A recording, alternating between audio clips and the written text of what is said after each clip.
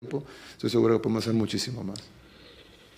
Cierto, pero lamentablemente también tenemos que hablar de la parte más fea de tu país.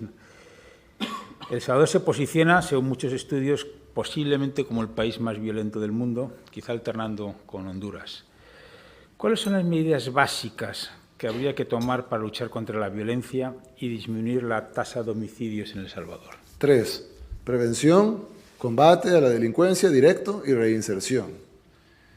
¿Cómo se come eso? Bien, la prevención, en El Salvador tenemos un problema muy grave, gravísimo.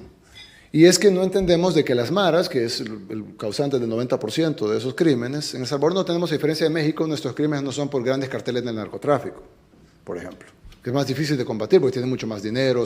No, en El Salvador son básicamente pandillas, son maras. Son muy crueles, pero son muy poco sofisticadas y tienen muy pocos recursos en comparación al gobierno. Entonces, pero el problema es que las maras lo que tienen es un caldo de cultivo en los jóvenes, porque es más atractivo para un joven de una comunidad entrar a la mara que no entrar a ella, porque si no entra a ella pues va a ser molestado todo el tiempo por la misma pandilla y probablemente lo van a terminar matando, mientras que si está en la pandilla pues lo van a proteger, es una forma de empleo. Decían que, bueno, vi un estudio hace poco que decían que las pandillas son el mayor empleador en El Salvador. Y pues si lo vemos como, no es un empleo, pero si lo vemos como un empleo, pues como un ingreso es uno de los mayores empleadores del país. Entonces, ¿cómo le quitamos a la pandilla el caldo de cultivo? Tenemos que quitar a los jóvenes, competirle a los jóvenes. De nada sirve que capturemos 30 pandilleros hoy si este día van a reclutar 100. Y de esos 30, 25 van a salir libres por falta de pruebas o porque los capturaron por error o por lo que sea.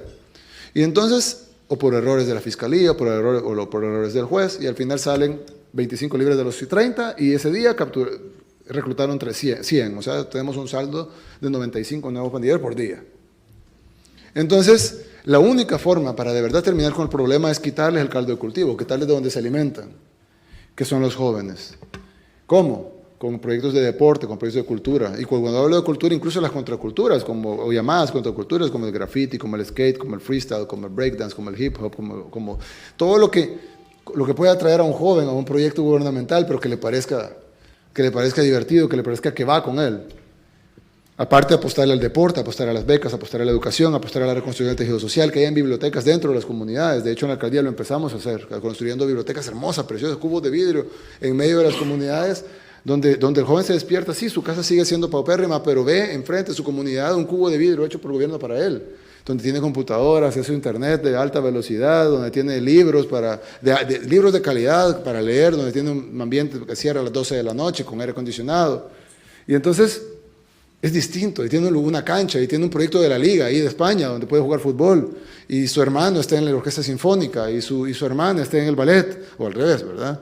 Y hay becas del gobierno para poder estudiar, y la educación básica y superior es gratuita y es buena, y hay salud para su familia, y hay un proyecto de vivienda, y él tiene agua potable, y tiene una comunidad que está iluminada, que tiene accesos, y no tiene un muro encima de tierra que se le va a caer porque llovió, sino que tiene una comunidad que tiene al menos lo mínimo, y que tiene la potencialidad de hacer muchísimo más. Y entonces, cuando el joven le digan, como les mencioné, el chico de Liberia, que vino aquí, de la comunidad allá en El Salvador, cuando le diga la pandilla, vente a la pandilla, le dice, no, ¿sabes cómo era la pandilla? Sé que tengo todo. Bueno, como nos pasó en el mercado de Cuscatlán, estoy grafiteando con artistas de Nueva York, de Australia, de México, de Brasil. Aquí están agencias internacionales cubriendo nuestro mural. ¿Y tú crees que yo vaya a mi comunidad a ponerle enfrente a mi madre, ver, oír, callar a un muro? Eso no lo voy a hacer. Entonces, si nosotros le quitamos los jóvenes, las pandillas ya no van a tener capacidad de reclutar más de lo que las podamos vencer. La segunda es el combate directo. En El Salvador, lastimosamente, no tenemos un combate directo efectivo a la delincuencia. Yo he hablado con policías en este tiempo y antes también cuando era alcalde, y me dicen los policías, alcalde, yo tengo 3 balas en mi pistola. No estoy exagerando, tiene 3 balas en su pistola. Por eso le dan. Y viene una banda de 6 delincuentes con AK-47, ¿y yo qué hago? Pues yo quería todo ser humano, me escondo. Pero ¿qué tal si él tiene un radio? Cosa que muchos policías no tienen. La mayoría de policías no tienen un radio. Pues él toma cobertura, agarra su radio, llama a la central, le dice, 6 delincuentes van de la zona de la calle tal a la calle tal con AK-47 en dirección tal. Y la central recibe la información de policía, ubica las patrullas con GPS, que eso es una tecnología que vale 4 perras. 4 pesos.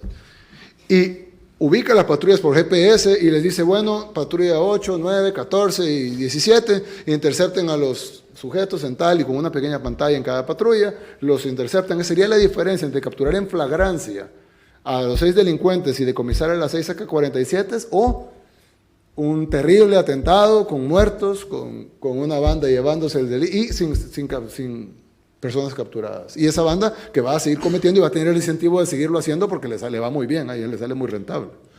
Entonces, con un poco de inversión en equipo, con pagar mejor a nuestros policías, con equiparlos bien, hay policías que tienen 2, 3 años de no haber tirado, no les dan balas para ir a tirar. Entonces, ¿qué pasa cuando alguien no ha hecho algo en 3 años? Pues ya no lo hace bien. Entonces necesitamos capacitar a nuestros policías, necesitamos pagarles bien, que tengan una pensión digna, que sepan que si les llegara a pasar algo, ni Dios lo quiera, pero si llegara a pasar algo, que sus familias van a estar bien, porque el Estado va a ver por ellas, que tengan buenas condiciones donde trabajan, que haya centros donde se puede usar la inteligencia y no solo la fuerza bruta, que evidentemente no alcanza, y además a veces es atentatoria de los derechos humanos, no siempre, pero a veces sí lo es. Y entonces necesitamos tener tecnología, cámaras, poderlos ubicar y poderlos capturar. Y la tercera es la reinserción. Nosotros en El Salvador tenemos unas cárceles que no son cárceles. Hay celdas para 4 personas donde hay 40. 40. Sí, más. 300% de hacinamiento porque dicen que las celdas son para 20, pero son para 4.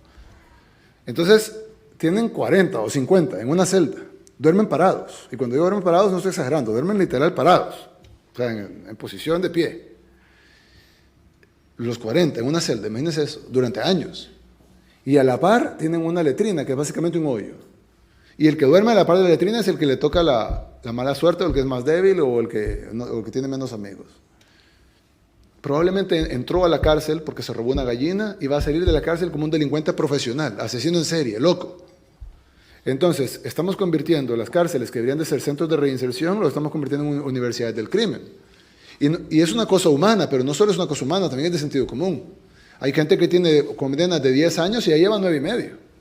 Entonces, ¿qué va a pasar dentro de 6 meses cuando salgan libres? No los podemos dejar ahí, porque por el Estado de Derecho tenemos que respetar que van a salir, ¿no? Ya se acabó su condena. Pero ¿qué va a pasar con él? Si durante 9 años y medio lo convertimos en un criminal profesional. Si nosotros no entendemos que nuestras cárceles deben ser centros de reinserción, y el gobierno hace un programa actual que demuestra que sí se puede, y yo he dicho siempre, hay que criticar lo malo, pero hay que hablar también de lo bueno. El gobierno ha hecho un programa piloto que se llama Yo Cambio, y es un programa donde llevan a miles, literalmente miles de reos en fase de confianza, y los llevan a construir calles o construir la mano de obra no calificada, ¿no? Para obra pública. Se han hecho decenas, o más de un centenar de obras públicas con ayuda de mano de obra no calificada de las cárceles. Al día de hoy no se ha escapado uno. Quiere decir que el programa funciona. Y si funciona en una fase piloto, pues puede funcionar en una fase más grande. Entonces, si nosotros, el tercer eje es el de la reinserción, para que sepamos de que las cárceles pasen de ser los centros o las universidades del crimen y pasen de ser centros de rehabilitación.